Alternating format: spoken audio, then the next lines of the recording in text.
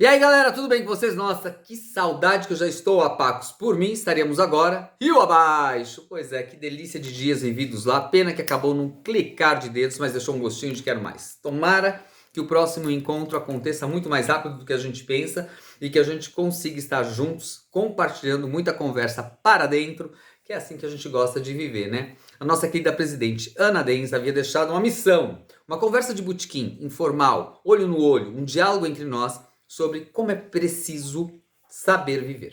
Como é preciso saber viver. E eu fiz um vídeo para vocês de agradecimento por essa estada, infelizmente por não termos nos despedido pessoalmente. E eu lancei uma pergunta, uma reflexão a vocês. Entre ideal e pessoas, o que você sacrificaria? Pois é, gente. É para ser refletido? Sim. É muito importante a gente refletir sobre o momento atual em que vivemos e saber em que patamar estamos do nosso caminho, não é?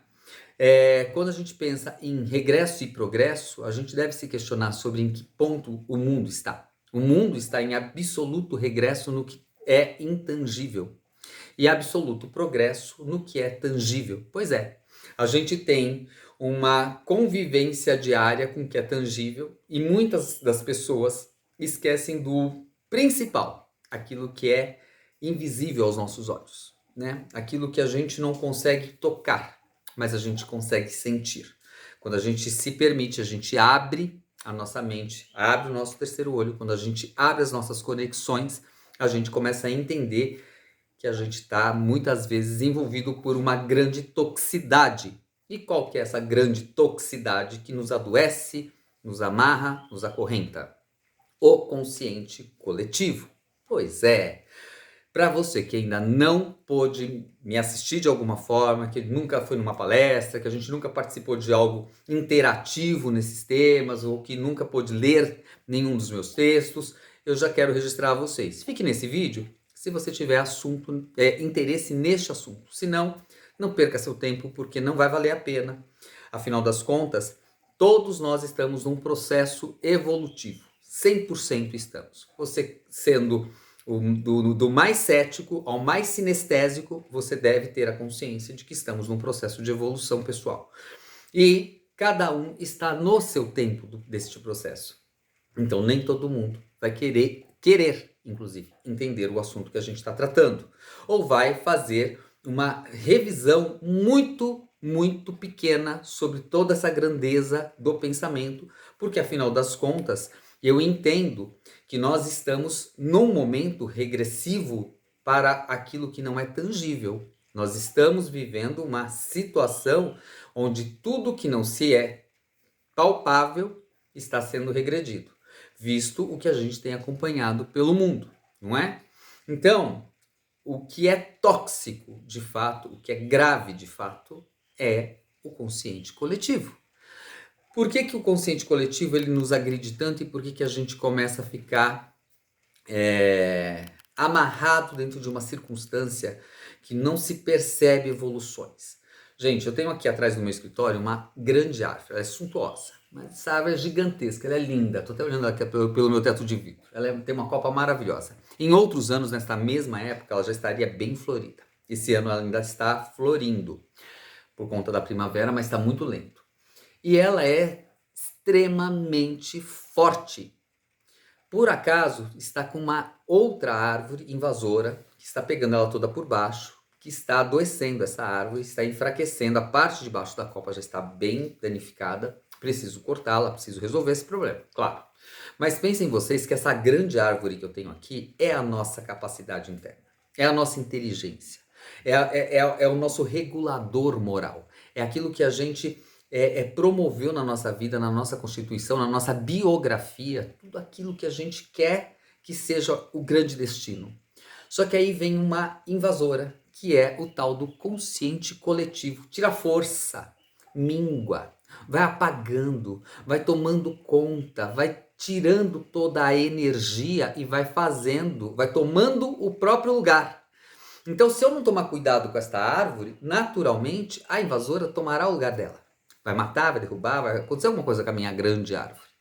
E, infelizmente, é assim que acontece dentro da sociedade. E quando eu me manifesto sobre isso, As pessoas que estão fixadas nesse consciente coletivo, elas levam para um lugar muito restrito, que é apenas o político. Muitas vezes, político. Elas começam a associar, não sei se por conta desse mecanismo do consciente coletivo estar dominado por essas questões, as pessoas limitam a tua inteligência para só. É como se você só soubesse falar desse assunto. E isso me incomoda muito. Inclusive, uma paciente minha, esta semana, me perguntou: Roberto, eu vejo você falando tantas coisas sobre as relações humanas. O que de fato você detesta nas relações humanas? Aquilo que você não aprova nas relações humanas, que você tanto se manifesta? Realmente, gente, tem um monte de coisa que eu não aprovo na relação humana. Eu sou uma pessoa que, por perfil, não suporta gente hipócrita, não consigo lidar. Gente cínica, eu não consigo ficar do lado, eu vou me afastando. Eu me fecho, eu saio. Eu sou uma pessoa muito discreta, muito silenciosa. Eu saio, só saio, né? Eu não suporto que subestimem a minha inteligência. Não que eu seja o ó concurso da inteligência, não é isso, gente. Mas eu tenho uma, assim como você tem a sua.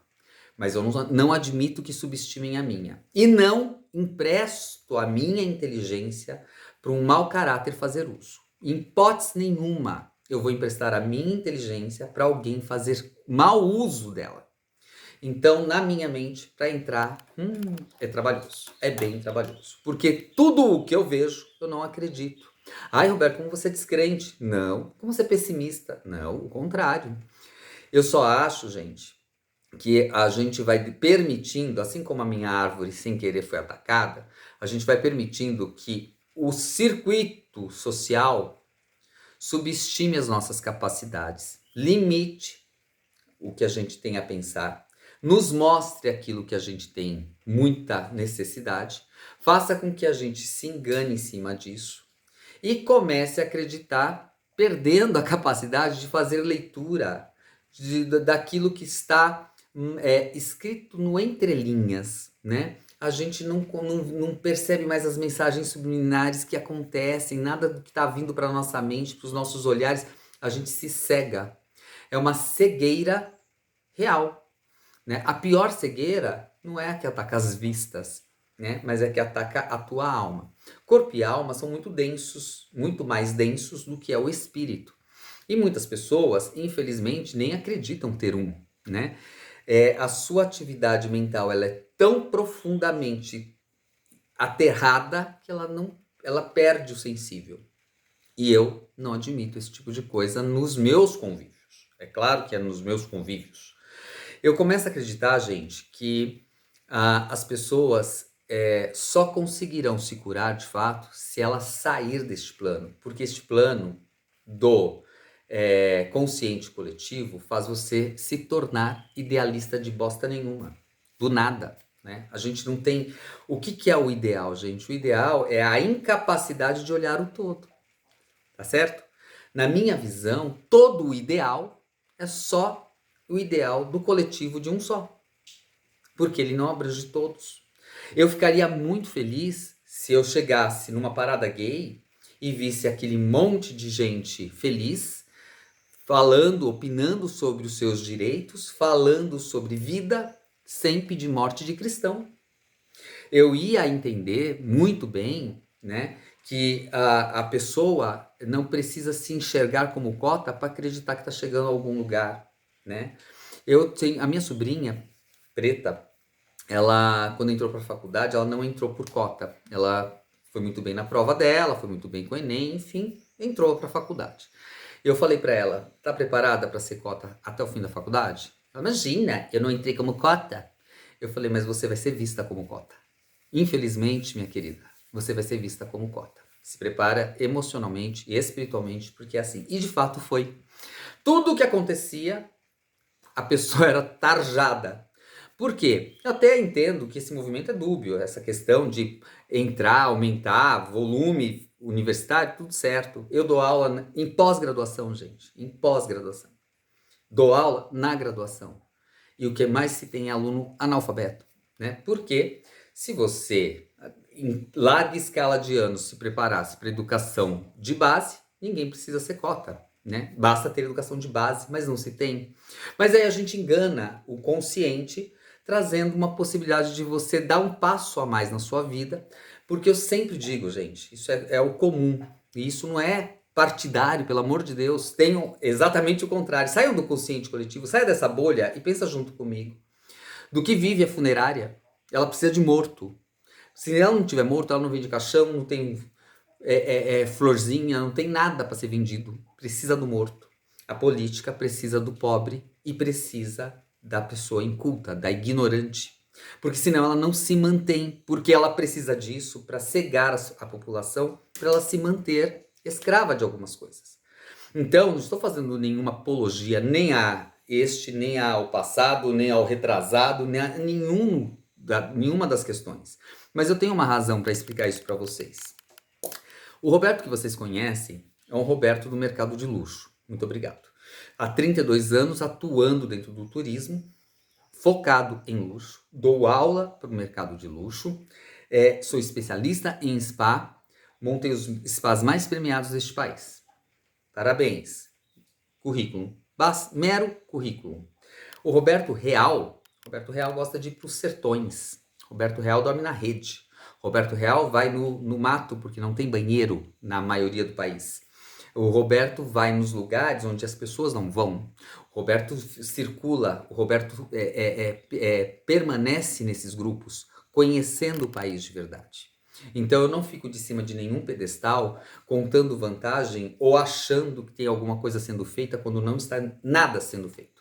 Então eu estou acostumado a lidar com meninas de 12 anos que já estão grávidas, eu estou acostumado a lidar com pai que trata as filhas de 15, 16 anos muito mal, porque só tem 2 filhos e poderiam estar trazendo mais bolsa para casa, mas a peste não serve nem para embarrigar. É assim que eles tratam. Nós vivemos num país coloquialmente bastante machista, e aí, pelo consciente coletivo, a gente vê numa contrapartida de um feminista, né, que para mim é o mesmo movimento, apesar de que vai ter aquela pessoa que vai discursar a favor, e ela vai passar anos e não vai me convencer de que é saudável, porque não é a forma. Então, por que eu tô dizendo isso, gente? Eu ouvi de um negro recentemente, que ele dizendo, ele trata muito mal as pessoas brancas, muito mal. Mas que mal eu fiz para ele? Nenhum, né? Por que você trata mal pessoas brancas? Porque de tanta, sou prego que levou muita martelada, não envergo. Então agora eu vou devolver. Mas você não devolve para a pessoa que te fez mal. Você devolve para o inocente, que não te faria mal algum. Por quê? Uma pessoa forte que domina alguém, ela massacra a gente, massacra de verdade, e você ferido muitas vezes vai descontar isso no inocente, porque você não chega naquele que está forte, você não consegue chegar nele, ele já tem poder. A gente combate o que a gente tem visto aí nas grandes, né, nas mais altas patentes deste país? Não, a gente não combate, porque poder pelo poder. Dinheiro pelo dinheiro, vida vazia para todos os lados, impondo que a gente se permaneça dentro de uma ignorância. Um bom exemplo é a questão do aborto. Por que se quer tanto que se torne lei? Porque pessoas que estão, na visão delas, vistas pela lei, ela estará protegida. Então tá certo. Se a lei diz que eu posso, é uma aprovação do meu próprio erro. Se amanhã disser, você pode matar, então eu posso matar. Deixa de ser um dos mandamentos bíblicos, né? E vira lei. Então aí tá tudo certo, porque aí eu tenho uma aprovação. Então, de todo modo, a questão do aborto não é discutível. Não é discutível porque é algo altamente previsível, altamente possível ser impedido de acontecer uma gravidez, exceto quando se trata de abuso. Quando se trata de abuso, a lei tem que proteger. Isso eu não tenho dúvida. Agora, o que está se fazendo é formalizando para que a mulher perca a sua estrutura dentro das emoções, que ela vira um poço vazio. Então, enquanto tem um monte de feminista passando menstruação em parede, gritando sobre aborto, ela quer, na verdade, que a mente possa ficar declaradamente sem uma linha de raciocínio óbvio, né? Uma linha de raciocínio real, uma linha de raciocínio correlata, né? Porque as pessoas que vão chegar, a mulher de hoje talvez nem passe tanto por isso, porque Muitas vezes, até as jovens, ok, podem estar com essas questões da gravidez, mas se você pegar a criança que está chegando, a que vai nascer, inclusive, ela já estará parada pela lei. Por quê? Ela vai se tornar uma pessoa que não terá um mínimo nesse quesito, né? Que já familiar já não se tem mesmo. Moralmente não se tem mesmo. As pessoas se desfrutam da forma que elas acham que tem que se desfrutar e esquecem que tudo isso que ela pratica está dentro de uma sinesfera energética. Não é só o que você é para a sociedade, é o que você é para você. É o que você é dentro da sua sinesfera. Isso é que acaba perdendo uma regulagem. E as pessoas começam a não entender que nós somos um carro que estamos numa estrada, que é o nosso destino. E que a gente vai encontrar uma grande neblina. Como é que se dirige dentro de uma neblina pesada, gente? A gente tem que ir tirando essa neblina. E a nossa mente vai ficando cercada dessa neblina por permissão de nós mesmos. Somos nós quem permitimos que isso aconteça. Então, a mulher que vai crescer sem valor nesse ponto, ela será ainda menos respeitada, estará amparada pela lei, vai gritar para os quatro ventos coisas que tiram o seu próprio valor pessoal, mas no coletivo ela tá certa. Só que quando ela sair do coletivo, ela vai ver que besteira que ela tá fazendo. Ela tá entregando a inteligência dela, o que é sano nela, para uma comunidade que te quer imbecil, te quer hipnotizado, imbecilizado. Ela quer você ali, pronto para atender o poder, que não chegará para essas pessoas. Então, gente, eu não participo de nada disso. Isso não é política, isso é social, tá certo? Você que não me conhece, saiba, eu fui escravo no sertão pernambucano na minha infância. Eu faço até hoje, quem participa muito comigo, Ana Denzo, Vádia, Cris Bueno, Paulinho Bauab, a própria Cleo Furquim, sabem, o Iara, sabem que eu faço o meu trabalho com o sertão há muitos anos. Há muitos anos que eu frequento esses lugares, que eu trago as pessoas para atendimento hospitalar, que não se tem hospital nesses lugares.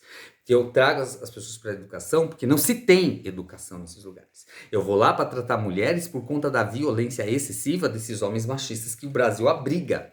A cultura é essa. Eu vou lá para tirar crianças que eu não quero que fiquem trabalhando como eu trabalhava.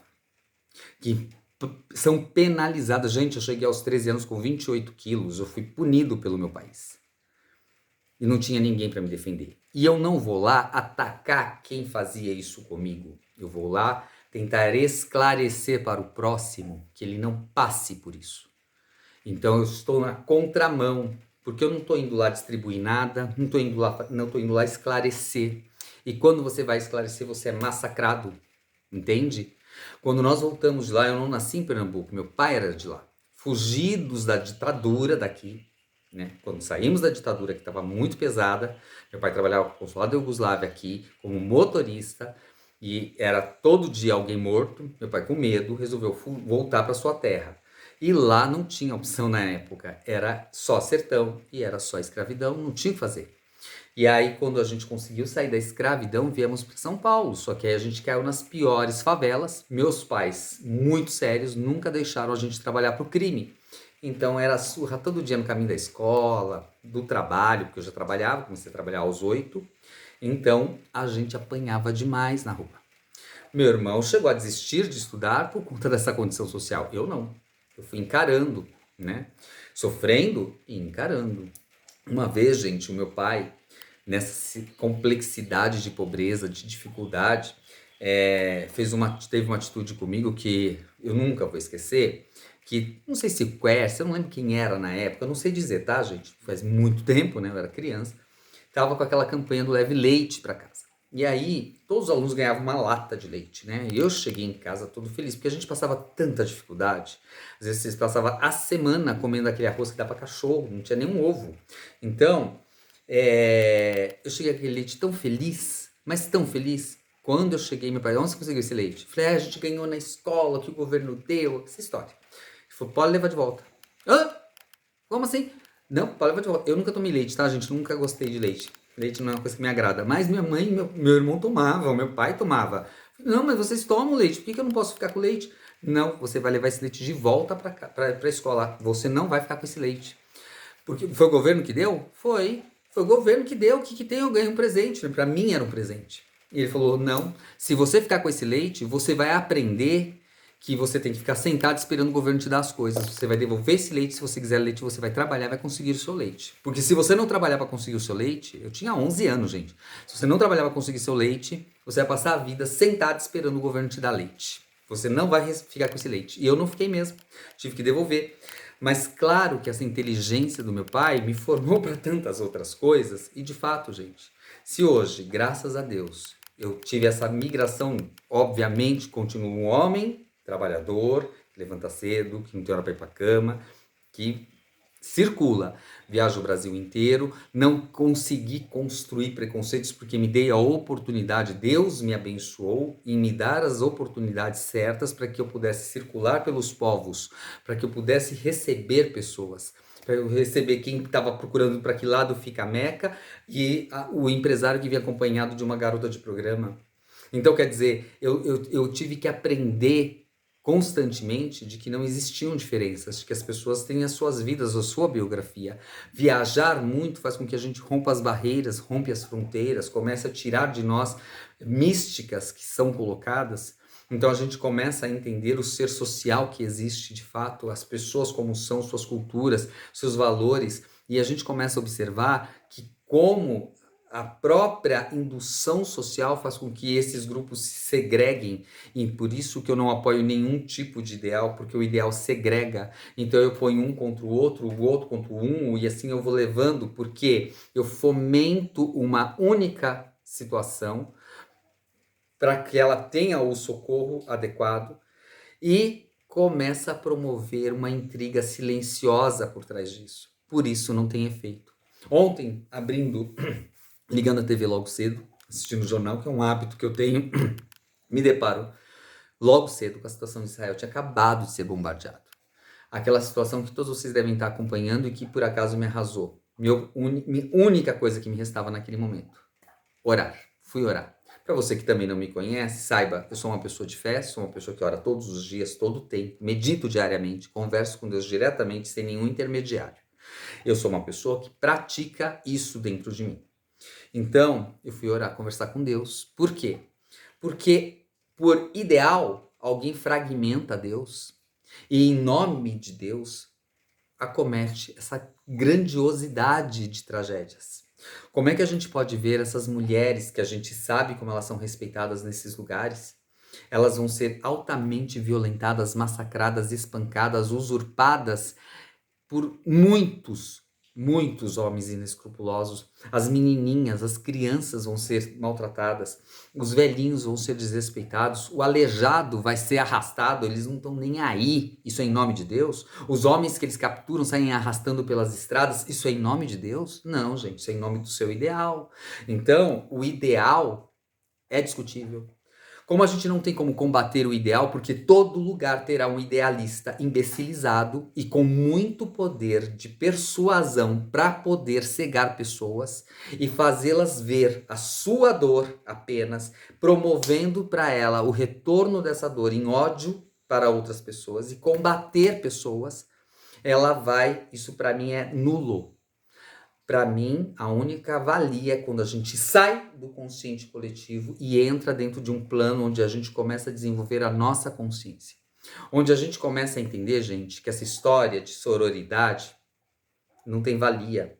Se tivesse valia, quantos gays, pretos, mulheres eu teria num parlamento? Quem é da política aí, Cléo Furquim, por exemplo, que é da política, sabe dizer quantos nós temos aí representando na política? Poucos, bem poucos. Visto o número, se nós pegarmos o IBGE, nós temos mais mulheres que homens no país, por que tem tão pouquinha lá dentro do parlamento? Por pena, gente, por falta de sororidade. A sororidade, ela é muito mal elaborada ainda, porque as pessoas não se abrem. Ao mesmo tempo que ela se abre para a sororidade, ela está linkada com o consciente coletivo. Então ela não vai conseguir ir para frente. Essa história de generosidade gera generosidade, gentileza gera gentileza, gratidão gera gratidão, eu não pratico. Não acho nada disso. Vou tratar o outro como ele me trata. Eu vejo todo dia na rede. Queira paz, não queira razão, né? Vou tratar todo mundo. Me tratou mal, também devolvo. né? Eu sou assim, tem muito disso, né? A vaidade imperativa, né? Não, gente, sabe como é que a gente muda? Como é que a gente começa a sair do consciente coletivo? Quando a gente começa a tratar o outro como Deus nos trata. Se você tratar o outro como Deus te trata, muita coisa já começa a mudar, tá certo? Eu não estou dizendo com isso que a gente não vai lutar pela mulher. Eu não estou dizendo com isso que a gente não vai lutar pelos direitos humanos, que a gente não vai lutar por uma verdade, né? Eu estou dizendo que para lutar pela mulher, eu não vou punir o homem honesto. Eu não vou punir o homem branco honesto por conta de um preto. Eu tenho que fazer o contrário, né? A comunhão. Mas tem as dores, tem o passado, tem tudo isso para ser avaliado, julgado, mas a gente não pode criar mais limos. E o consciente coletivo mundial, não estou falando de país, gente, não seja tão limitado se você pensar no país. No mundo, esta grande guerra que se forma é por conta de pessoas que querem olhar apenas um único clã, desvalorizando todo o resto que é feito. E é por isso que eu não dou esse valor. Então, meus queridos, eu acho que a grande questão de como saber viver, primeira coisa, sair do consciente coletivo, não permitir que pessoas de má índole usem a sua inteligência a favor delas. Primeira coisa, para quando você estiver neste patamar, você começar a olhar de fora e começar a ler todas as mensagens que estão vindo. Seja a cor da gravata que o cara tá usando na TV para te passar uma mensagem para enganar teu cérebro. Você começa a observar isso de outra forma e você começa a ter mais necessidade de praticar o bem. Porque senão você faz aquela coisa da compaixão sem ação, manja? Compaixão sem ação, o que adianta, né? É como se você passasse por um cachorro na rua e não socorresse. É como se você visse um casal brigando, a mulher apanhando e você pega o celular para filmar. É falta de ação com essa compaixão. Ah, eu fiquei com dó dela, mas você filmou, você não foi lá ajudar. Né? Você viu uma criança na porta da padaria visivelmente com fome, você não foi capaz de comprar um sanduíche. E se você comprar um sanduíche, você fotografa que está dando um sanduíche? Porque que eu saiba, a direita dá sem a esquerda ver. Não é assim? Agora, a gente está perdendo essa prática porque precisamos mostrar tudo que fazemos de bom, precisamos mostrar cada... E são meros detalhes, gente, porque tudo que a gente tem a fazer é tanto. Se a gente não se movimentar, uma outra seguidora que eu tenho já desde 2000 e sei lá, e 4, que ela não perde uma palestra, ela tá em todas as minhas palestras, é uma pessoa que me acompanha, né? Me segue, vê todos os meus vídeos, é uma querida. Ela me disse recentemente: Roberto, sabe o que eu mais gosto em você? Que às vezes você põe uma coisa que às vezes a gente pensa nada a ver, né? Ah, eu tô fazendo a roupa do meu cachorro, ou tô fazendo uma comidinha especial pra minha mulher, ou eu tô cuidando do meu jardim, arrumei uma muda nova, olha como cresceu tal planta. E ela fala, você vai em detalhes que mostram que a gente começa a mudança dentro da nossa casa. E é isso, gente. A mudança começa dentro desta casa. Depois, esta casa. E depois se expande. Só que a gente está preso a esse grandioso circuito de guerras internas, de pessoas doentes, e cada dia mais doentes, mais necessitadas, mais deprimidas, mais confusas, mais ansiosas, mais relacionamentos que são terminados, às vezes porque você discorda de um político. Olha que loucura, em que ponto nós chegamos. Quando isso acontece, gente, a gente tem que ter a consciência de que a gente está permitindo que a nossa mente seja utilizada por esse consciente coletivo. E aí você mesmo subestima a tua capacidade, a tua inteligência, a tua forma de viver. Você se sucumbe e adoece por decisão, absoluta decisão. Então, a grande reflexão é: trate as pessoas como Deus te trata. E vejamos qual será o resultado. É muito a se discutir.